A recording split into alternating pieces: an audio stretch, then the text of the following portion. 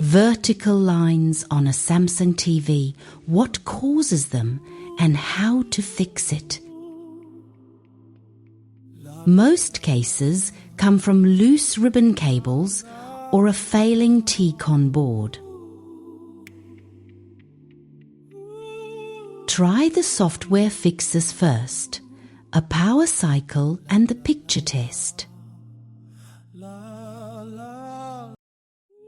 If lines remain, reseat the ribbon cables or replace the T-con board.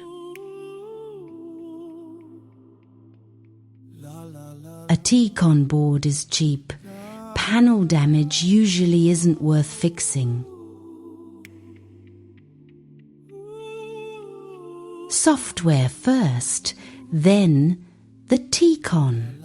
Full guide on SmartTVs.com.